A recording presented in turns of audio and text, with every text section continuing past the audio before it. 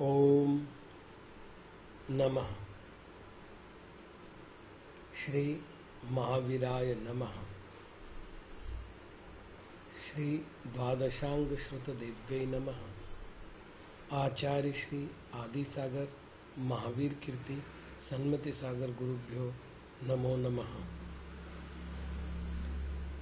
विश्व प्रकाश महिमान ममानमेक मोमक्षराद्य किल वाङ्मय हेतुभूतम् यं शङ्करं सुगतमाधवमीशमाहु रर्हन्तमर्जितमहन्तमहं नमामि।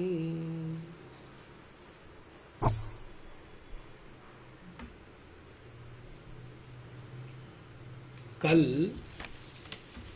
हमने चर्चा की थी कि अहंकार और ममकार ये दो कर्म बंध के प्रमुख हेतु हैं और जो अहंकार से युक्त है वही पशु है। अतः अहंकार का विनाश करने के लिए समस्त संसार की क्षण भंगुरता का विचार किया जाना चाहिए। आज अहंकार के विलय का उपाय बताते हैं। साहंकारे मनसि न शमं याति जन्म प्रबंध नाहंकारश्चलति हृदयादात्मदृष्टौ च सत्यम् अन्यशास्ता जगति न यतो नास्ति विनैरात्मवादी नान्यस्तस्मादुपशम विधेस्त्वन्मतादस्ति मार्गः। यतः चूंकि साहंकारे अहंकार से सहित मनसी मन में जन्म प्रबंध की परंपरा अर्थात जन्म की परंपरा का शमन को नहीं याति प्राप्त होती है। च और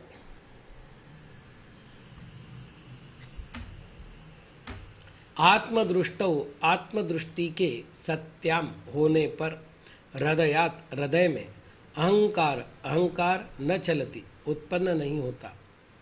यतः क्योंकि जगत में नैरात्म्यवादी अन्य शास्ता नास्ति नहीं है। तस्मात् अतः उपशम विधि का त्वत् आपके मतानुसार अन्य मार्ग न अस्ति नहीं है। शासन कहते मार्ग को, जो मार्ग का प्रतिबोध कराता है उसे शास्ता कहते हैं। शास्ता कहिए, भगवान कहिए, आप्त कहिए, ये सारे एकार्थवाची शब्द है।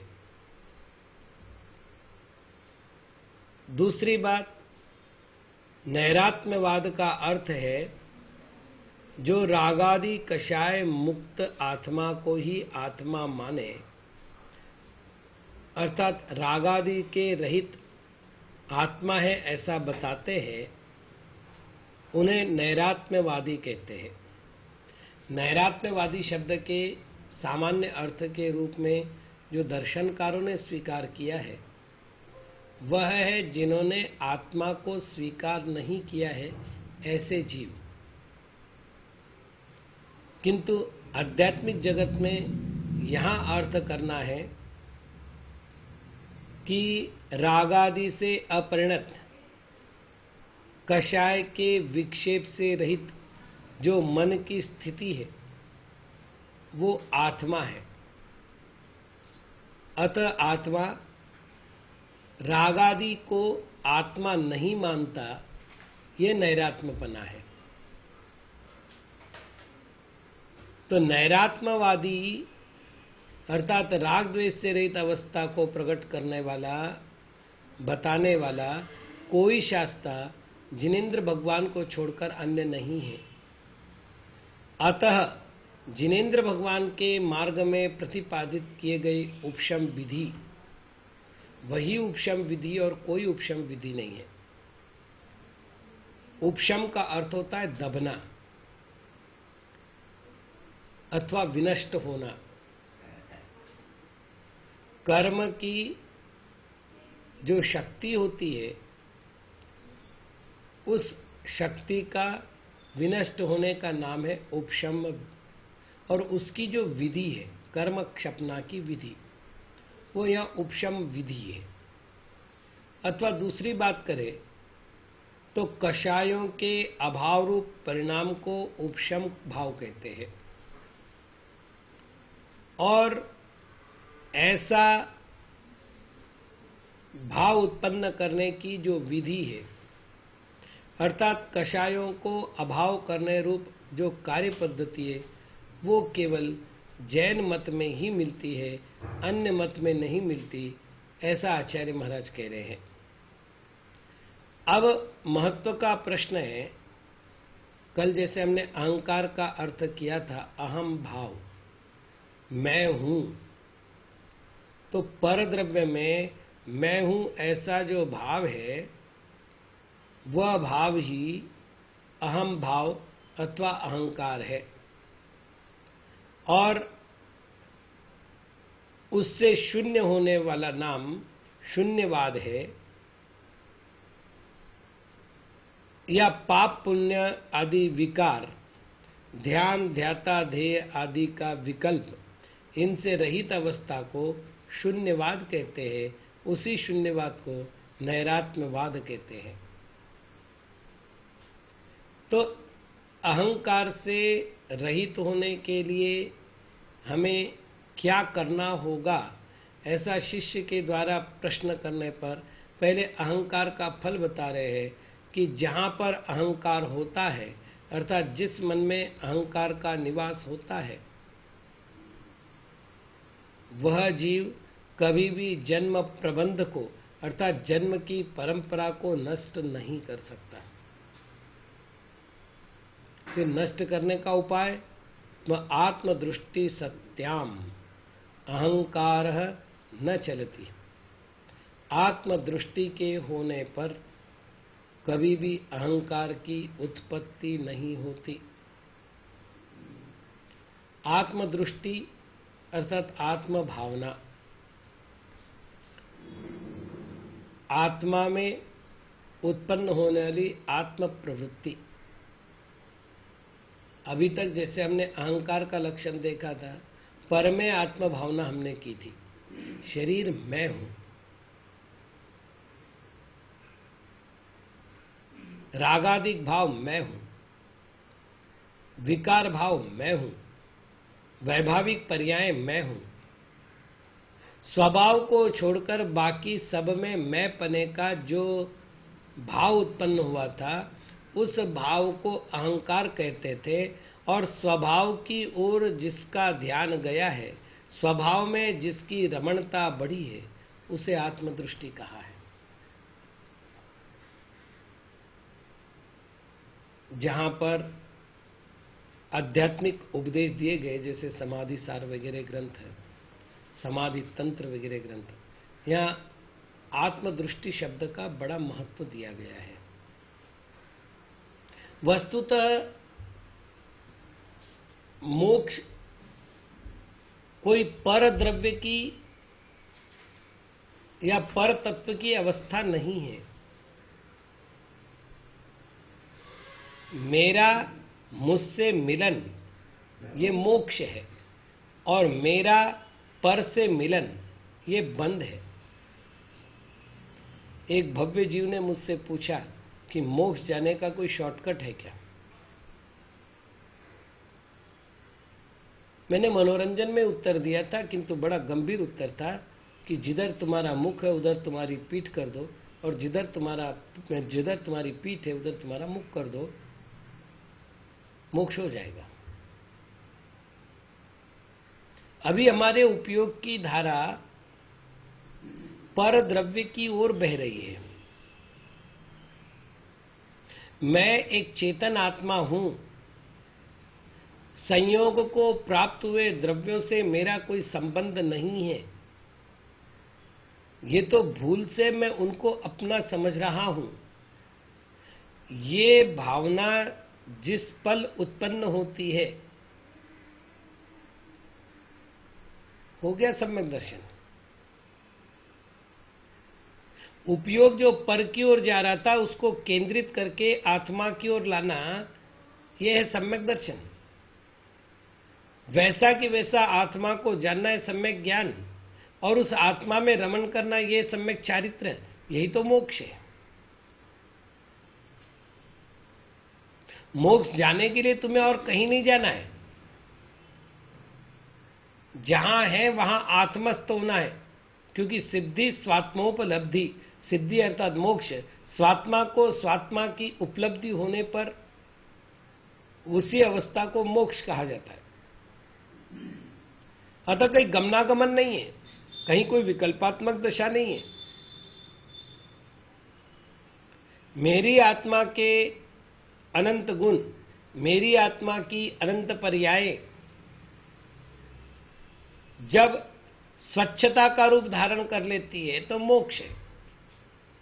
अस्वच्छ रहती है तब तक बंध है।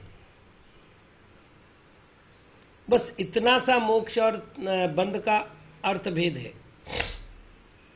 किंतु उपयोग की धारा बाहर जाने के कारण हमने जैन ग्रंथों में जिसे समाधि कहा है, अर्थात निर्मनस्कता कहा है, निरात्मता कहा है, आत्मा की उच्च स्थिति कहा है, वो हमें प्रतिभासित नहीं होती। और जो संयोगों में रस आ रहा है हमारी अज्ञान के फल से, उसमें आनंद आ रहा है, और वो आनंद हमें अभिमुख नहीं होने देता अपने आप के। और यही कारण है कि संसार बना रहता है। जैसे ही पता चला कि मैं एक शुद्धात्म द्रव्य हूं, मेरे अनंत शुद्ध गुण हैं और मेरी अनंत शुद्ध पर्याय हैं, उस अहंकार को पैर रखने का स्थान नहीं मिलता।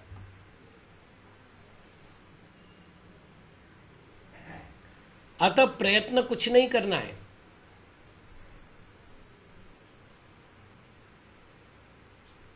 एक पत्रकार ने मुझसे पूछा था कि दीक्षा के बाद आपने क्या पाया।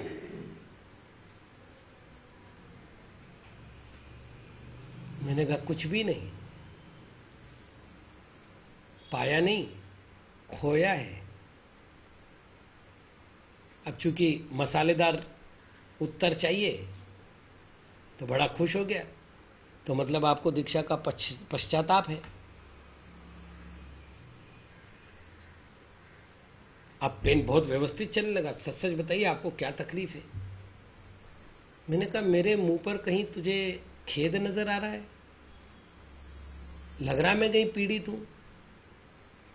नहीं, बोले आपने कहा अभी कि मैंने पाया नहीं, खोया है।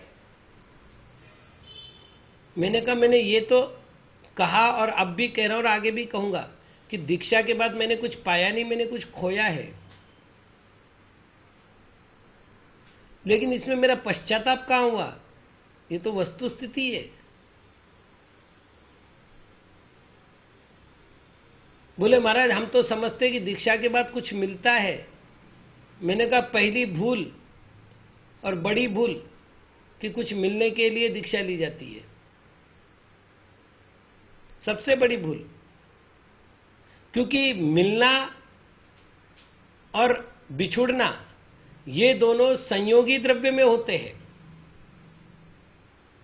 जो मेरा था, जो मेरा है और जो मेरा रहेगा वो मुझसे कभी बिछुड़ता ही नहीं है।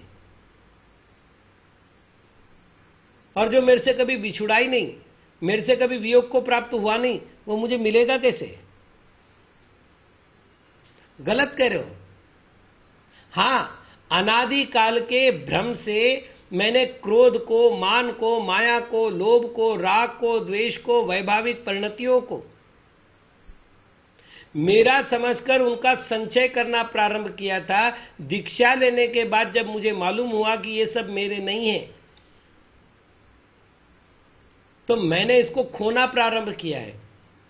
अभी पूर्णतया नहीं खो सका हूं इनको, पूर्णतया अपने से अलग नहीं कर सका हूं इनको।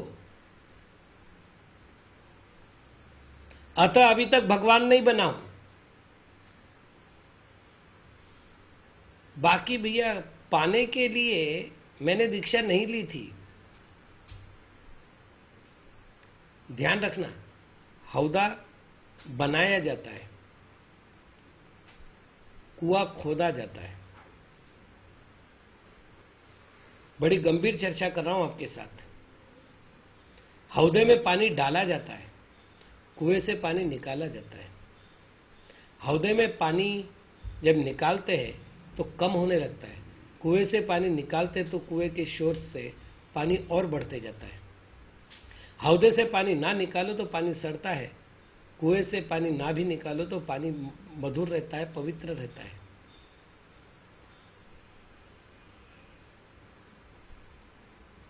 खोदना है, खोजना है, बनाना नहीं है मुझे कुछ। सब मेरे अंदर में तो है।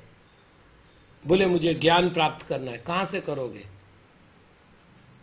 अरे भाई विद्यालय, पुस्तकें, डिग्रियां दे सकते आपको, ये शब्द दे सकते जड़।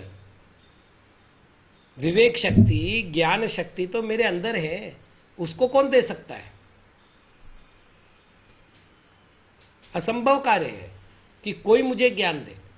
बोले सुख देगा कोई मुझे, कौन देगा? बोले मुझे सुख प्राप्त करना है, कहां करना है? कोई दुकान लगी है क्या सुख की कि मैंने अपना कोई कीमत चुकाई और सुख प्राप्त किया? ये सब मेरे अंदर है। इस पर लगा हुआ आवरण है। आप ध्यान रखना, झरना बनाया नहीं जाता, ऊपर की रेत हटाई जाती है, प्रतिमा बनाई नहीं जाती। जब कोई कारीगर पत्थर हाथ में लेता है तो निर्णय करता है कि ऐसे मूर्ति मुझे बनानी है और वो इसमें बन सकती है, वो मूर्ति के दर्शन उस पत्थर में करता है। तो मूर्ति बनाना ये लोक व्यवहार का शब्द है।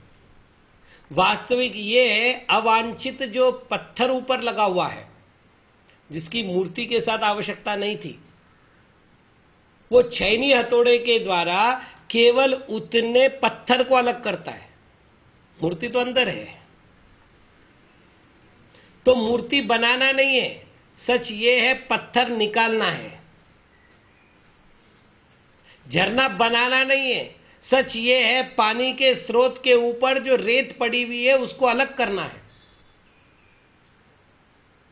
तो मुझे मोक्ष प्राप्त नहीं करना है, मुझे सुख, ज्ञान, दर्शन ये सब प्राप्त नहीं करना है, वो तो ऑलरेडी मेरे अंदर है। उस झरने के ऊपर जो रेत है उसको अलग करना है, उस पत्थर के ऊपर जो एक्स्ट्रा पत्थर लगे हुए, अर्थात प्रतिमा के ऊपर जो एक्स्ट्रा पत्थर लगे वो अलग करना है। इसका नाम है मोक्ष मार्ग।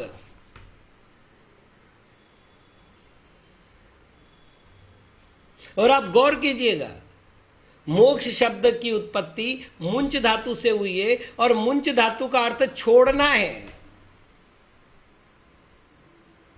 धारण करना नहीं है। कोई भी शब्द अपने विरुद्ध अर्थ को कभी भी स्वीकार नहीं करता। जो पूरी तरह छूट जाता है वो मोक्ष प्राप्त करता है। ये व्याख्या है। और यही कारण है कि सब छोड़ना है, तो वो छोड़ना कौन सा है? जो मेरा नहीं था लेकिन मैंने मेरा समझ करके धारण कर रखा था। मैं जब छोटा था ना, गली में घूमते समय ध्यान रखता था कि माचिस की कहीं पेटी मिल जाती है क्या, खाली। उसके अगले चित्र एकत्र करता था। खेल होते थे गोटियों के साथ, मतलब रेती में उनको फंसाना और गोटियों से उनको मारना, और वो सीमा से बाहर आने पर वो हमारे होते थे। और कितनी खुशी होती थी। आज मैंने 5 जीते, 10 जीते, 20 जीते। बड़ा अहम होता था, मेरे को कोई नहीं हरा सकता। और हां, यदि कोई छीन ले तो जैसे कोई मेरी आत्मा छीन रहा हो, क्रोध आता था।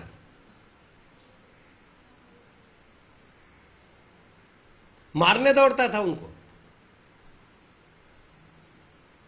खेल में जीतने के लिए कितने ही कपट करना पड़े, मान लो बाउंड्री पर हो तो हम आगे से बाउंड्री खींचते थे कि यहां तक की बाउंड्री, ये तो बाउंड्री से बाहर ही मेरा हो गया। यदि कोई मुझे कहे तुझे मैं 5 रुपए देता हूं तू वो दे दे, तो 5 रुपए उसकी कीमत नहीं थी, वो उसी की कीमत थी जिसको मैंने एकत्र कर रखा था। कुछ भी नहीं हुआ। एक दिन ज्ञान ज्योति जली कि ये संपत्ति थोड़ी है, ये तो आनंद के लिए मैंने खेल चुना और अब इसको मैंने संपत्ति मानने की भूल कर दी। और फिर वो कहां गई सारी माचिस के वो सामने के कार्ड्स, पता ही नहीं, छूट गए। छोड़े भी नहीं कहूंगा क्योंकि मैंने बुद्धिपूर्वक फेंका नहीं उसको, छूट गए। इसी प्रकार अहंकार, ममकार आदि भाव और इनको उत्पन्न करने वाली संयोगी पर्यायें, इनको मैं अपना अपना अपना अपना मानता आया। जैसे मैं बचपन में खेलता था, आज मैं उनसे खेल रहा हूं। विवेक की ज्योति जली, ज्ञान की ज्योति जली, ये मैं नहीं हूं, बस खत्म हो गया कल्याण, हो गया मोक्ष। अब मेरे मम्मी पापा ने मेरे वो कागज लेकर के फेंके नहीं, मुझे कहीं कहा नहीं कि तुझे फेंकना ही पड़ेगा अन्यथा घर में नहीं आने देंगे। ये सब सहज परिणति हो गई छूटने की। तो दीक्षा ली है तो छोड़ने के लिए लिए, ज्ञान ज्योति जलाने के लिए लिए, न कि कुछ और पाने के लिए। और पाने का विकल्प तो मुझे और बंधन में बांधना है। ये तो ऐसा हो गया कि मैंने कागज के वो पत्ते छोड़े, उसकी बजाय गोटियां पकड़ ली। अरे व्यर्थ तो कागज के ये थे, तो गोटियां कौन सी सार्थक थी, वो भी तो व्यर्थ थी। अतः आत्मदृष्टि जिससे होती है वही जीव नियम से अहंकार का विलय कर सकता है। चलिए अगले पद्य की ओर बढ़ते।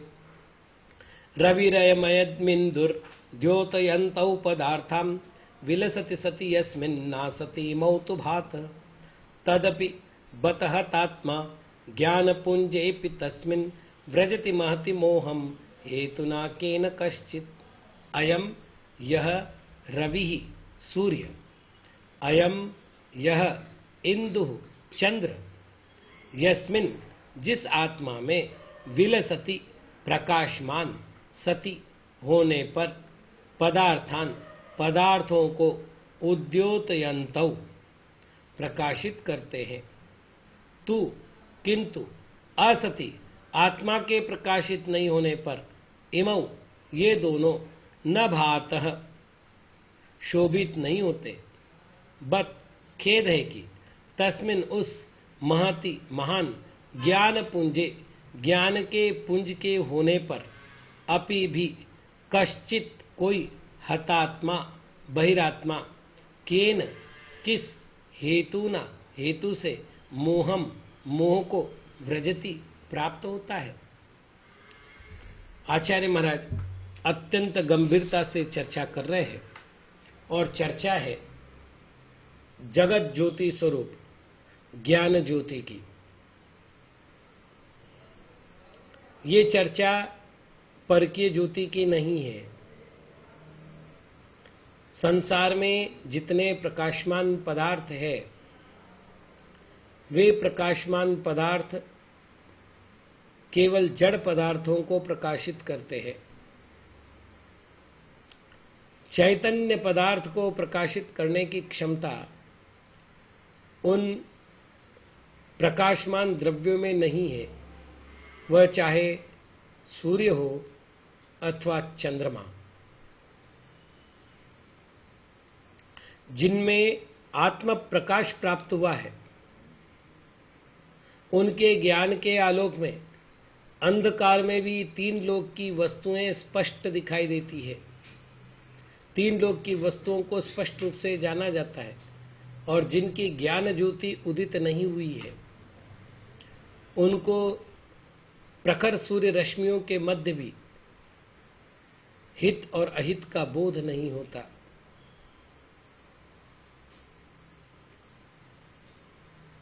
जब भी आत्मा की चर्चा हुई है, ज्ञान की चर्चा अवश्य हुई है, बाकी गुणों की चर्चा प्राय नहीं की गई। जैसे आचार्य कुंद महाराज ने कहा, आदा नाण पमाणम नाणम नेय पमाण मुक्किट्टम नेयम लोया लोयम तम माणाणम तो सब वगयम। आत्मा कितना है? तो बोले जितना ज्ञान है। हमने अपने गुरु महाराज से पूछा था जब प्रवचन सार का अध्ययन चल रहा था कि महाराज आत्मा में दर्शन गुण भी है, और जितनी बड़ी आत्मा है, आत्मा के जितने प्रदेश है उन सभी प्रदेश में दर्शन नाम का गुण है। आत्मा के जितने प्रदेश है उसमें सुख नाम का गुण है।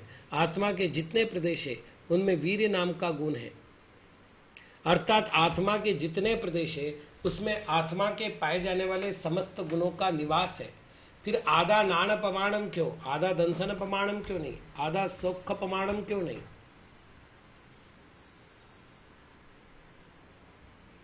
तो उन्होंने कहा यहां ज्ञान शब्द का अर्थ ज्ञान नहीं, ज्ञान यहां पर प्रतिनिधि है, क्योंकि ज्ञान का व्यापार प्रत्यक्ष है। दर्शन को भी जानना है तो ज्ञान के द्वारा जानना है, दर्शन को भी जानना है तो सुख के द्वारा जानना है। और सच ये है कि ज्ञान की ओर श्रद्धान का नाम है सम्यक दर्शन। ज्ञान का ज्ञान में रहने का नाम है सम्यक चारित्र। ज्ञान का ज्ञान में प्रतपित होना, उद्योतित होना, प्रकाशमान होने का नाम है तप। ज्ञान का ज्ञान की ओर बढ़ने का नाम है प्रतिक्रमण। और ज्ञान नहीं है तो बाकी कोई साधना नहीं है। आप देख लीजिएगा, एक व्यक्ति ने दूसरे व्यक्ति के लिए ग्लास भर दूध दिया, कहा भैया इसमें दूध है, अच्छा गर्म किया है, इलायची डाली है, शक्कर डाली है, बादाम डाला है, मुनक्का डाला है, सर्दी ना हो जाए इसलिए थोड़ी सी सौंठ डाली है, बहुत बढ़िया, पियो भैया पियो, बहुत पौष्टिक है, थोड़ा सा एक बूंद जहर भी डालिए, भैया पियो तो सही। अब वो पी लेगा ना? नहीं पिएगा। क्यों नहीं पिएगा? अरे उसे ज्ञान हो चुका है कि इसमें अनिष्ट वस्तु है। तो अनिष्ट वस्तु होने के बाद वो अनिष्ट मानने जाने वाले उस दूध को नहीं पी रहा है, तो अनिष्ट वस्तु का त्याग करना ही तो चारित्र है। और इसमें जहर है अतः मेरे लिए हानिकारक है, ऐसा माना ना, ये मानना ही तो सम्यक दर्शन है। तो ज्ञान ही रत्नत्रय है, ज्ञान के अलावा कोई रत्नत्रय नहीं है, ज्ञान के अतिरिक्त कोई आत्मा नहीं है। तो आचार्य महाराज यहां कह रहे हैं कि सूर्य चंद्र जिस आत्मा में ज्ञान होता है उसी आत्मा को प्रकाशित करते, अन्यथा नहीं करते। यदि आत्मा में ज्ञान नहीं है तो सूर्य चंद्र की प्रभा से वो आत्मा शोभित नहीं होता। ऐसा ज्ञान पुंज मिलने के बाद भी ये बहिरात्मा मोह को प्राप्त हो रहा है, अज्ञान को प्राप्त हो रहा है, संसार के विविध पर्यायों में राग द्वेष कर रहा है। आचार्य महाराज कहते हैं बत, अर्थात बड़ा खेद है। और यहां हतात्मा शब्द का प्रयोग किया बहिरात्मा शब्द के लिए, बड़ा अच्छा शब्द है ये। हत यानी नष्ट कर दिया जिसने अपनी आत्मा को, और ये काम केवल बहिरात्मा कर सकता है। अपनी आत्मा को नष्ट करने का अर्थ अपने स्वभाव को अपने द्वारा ही समाप्त करना। ज्ञान आत्मा का स्वभाव है, दर्शन आत्मा का स्वभाव है, उसके स्थान पर विभावों को अपना मानकर स्वभाव की ओर से अपने मुख को हटा देना, स्वभाव से अपनी दृष्टि को हटा देना, ये ही मोह का रूप है, यही अज्ञान का रूप है। अतः वही बहिरात्मा है जिसके अपने उपयोग बाहर की ओर जा रहा है। तो बाहर से उपयोग अपनी ओर करे और अपनी ओर करके ज्ञान ज्योति को प्राप्त करे। आज मात्र इतना ही। ओम नमः।